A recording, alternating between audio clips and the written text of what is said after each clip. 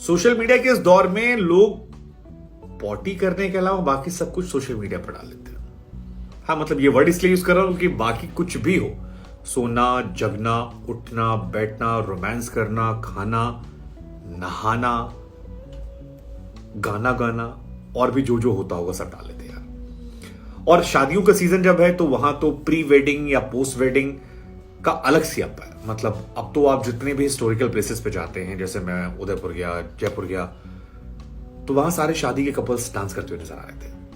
मैंने कहा भाई ये क्या तमाशा है, मतलब ना वो हस्बैंड कंफर्टेबल है ना वाइफ, लेकिन वाला कह रहा है सर थोड़ा और अच्छे से करो ना, नेचुरल आता है। लेकिन ये प्री वेडिंग और पोस्ट वेडिंग का सियापा बर्दाश्त लायक है। मतलब हमने आपने बहुत देखा होगा, लेकिन डिवोर्स फोटोशूट ये आप पहली बार सुन रहे होंगे, और ये पहली बार यहां देखने को मिला।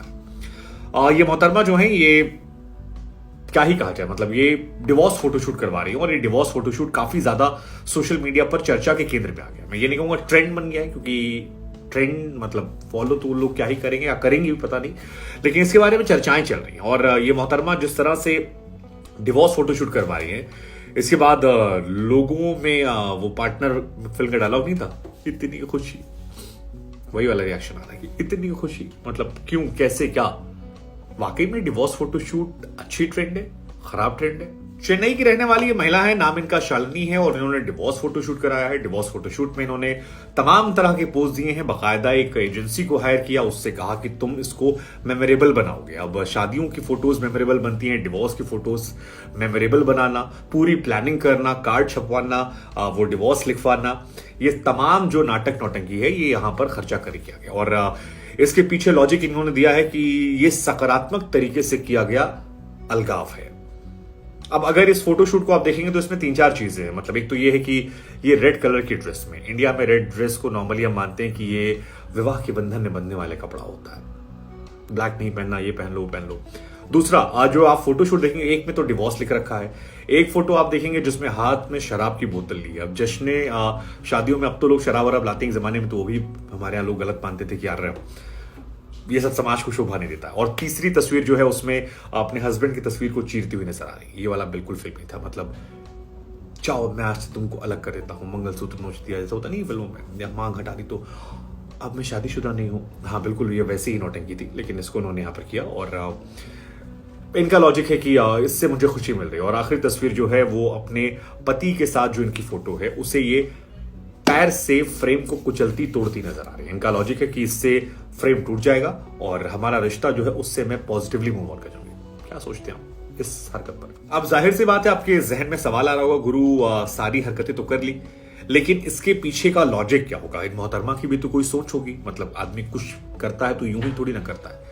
हालांकि जैसे जैसे फॉर एग्जाम्पल लोग रेस्टोरेंट में खाना खाने जाते हैं तो खाना ठंडा होता है, लेकिन पहले फोटो खींचते हैं, सारा आ जाए तो फोटो खींचेंगे, भौकाल बनेगा तो उसमें लाइक अच्छे आएंगे। प्री वेडिंग कराते हैं ताकि लोगों को लगे कि यार हम खुश हैं, बहुत खुश हैं, देखो कितना अच्छा कपल है।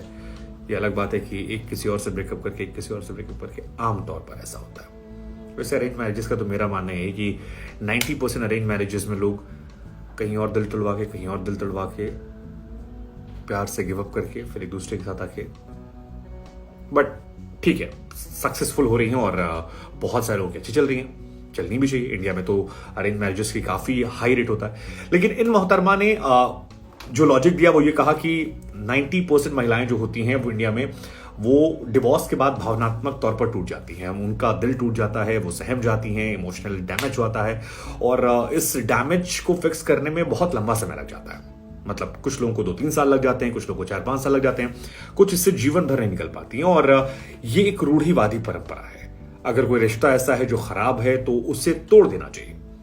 गलत रिश्ते में रहने का लॉजिक क्या, ये इनका लॉजिक है। और इनका ये मानना है कि इस रूढ़िवादी परंपरा को तोड़ने के लिए उन्होंने ये पूरा तामझाम किया, खर्च किया, और ये ब्रेकअप, डिवोर्स। और इन्होंने इसमें एक फोटो में कैप्शन भी दिया, अगर आप देखेंगे तो उसमें लिखा है कि मुझे 99 समस्याएं हैं, लेकिन पति एक समस्या नहीं हो सकता। मतलब बाकी समस्या हैंडल हो सकती है, लेकिन पति समस्या नहीं, उसको आप कर सकते हैं। हाँ, मतलब इसका लॉजिक तो यहां पर ही था।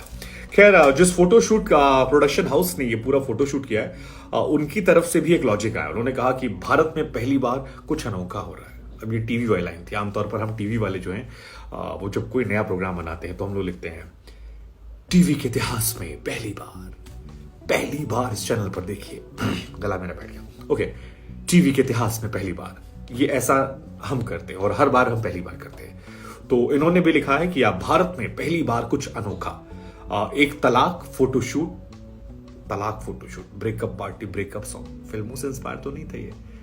दिल पे पत्थर रख के मैंने मेकअप कर लिया, मेरा सैयाद से आज मैंने ब्रेकअप कर लिया, कह सकते हैं।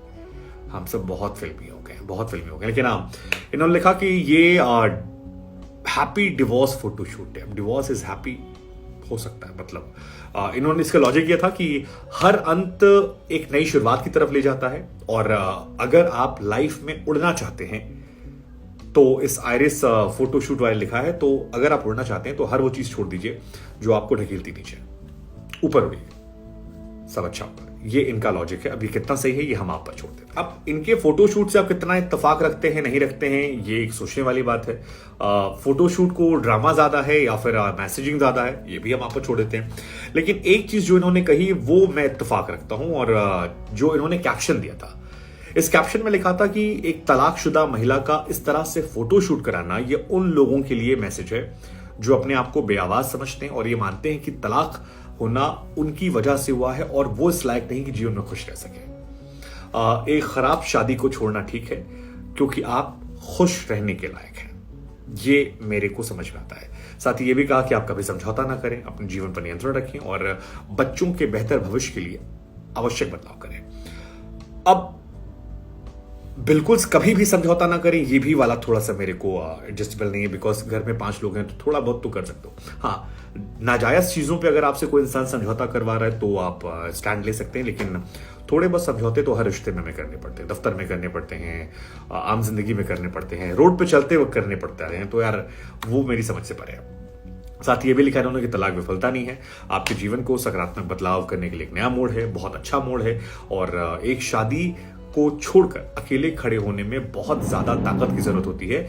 इसलिए ये जो मेरा पूरा फोटोशूट है जिसमें मैं लाल जोड़ा पहनकर बैठी हुई हूं, ये मैं उन सभी महिलाओं को समर्पित करती हूं जो डर रही हैं, जो तलाक नहीं ले पा रही हैं। अब यही इन्होंने डेडिकेट कर दिया, तो अब मेरे जहन में 2-3 सवाल आ रहे हैं। पहला सवाल तो ये कि क्या ये फोटोशूट जो है ये और महिलाओं को इंस्पायर करेगा डिवोर्स लेने को लेकर? दूसरा, क्या जो एक नॉर्मल ट्रेंड चल रहा है, जो नॉर्मल बात चल रही है कि ये पूरा फोटोशूट जो है ये इंडियन कल्चर को बर्बाद करने वाला है? मतलब छोटे शहरों में तो लोग ये मानेंगे कि बर्बाद करने वाला है। और तीसरा, क्या ये नाटक है, नौटंकी है, सोशल मीडिया पर वायरल होने का तरीका है? एक इन्फ्लुएंसर का दिमाग हो सकता है कि यार इंडिया में कुछ भी कर दो, जैसे कोई नंगे पुंगे कपड़े पहन लेता है, वायरल होता है, कोई मेट्रो में पटांग पहन के चला गया, माई लाइफ माई चॉइस, वो हो गया। तो क्या ये उसी आगे का हिस्सा है, या वाकई में जो ये कह रही हैं कि शादी में जाना ठीक है बट अगर शादी खराब है, लाइक हम कहते हैं ना कि spoiled relationships are more painful than the broken one. जो रिश्ते खराब होते हैं वो टूटे हुए रिश्तों से ज्यादा तकलीफ देते हैं, खराब रिश्ते। तो ये लॉजिक मेरी समझ में आता है, लेकिन इस लॉजिक के साथ ये हरकत, मतलब शादी के जश्न की तरह शादी से अलग होने का जश्न, कई लोग इसको सपोर्ट भी कर रहे हैं, कह रहे हैं कि यार अच्छी बात है। एक बंधन में आप बंद कर घुट रहे हो और उससे अगर आप बाहर निकल रहे हो तो आप जश्न मनाना चाहिए, आपको खुश होना चाहिए कि आप उस खराब जिंदगी से आगे निकल गए। मतलब इंडिया में बहुत सारे ओपिनियन होते, तो हमको लगा हम आप पर ही छोड़ देते सब। आपके क्रांतिकारी विचारों को पढ़ते और अपने दोस्तों को टैग कर दीजिए जो इस तरह के क्रांतिकारी हो, पूछिए लोगों से टैग करके आप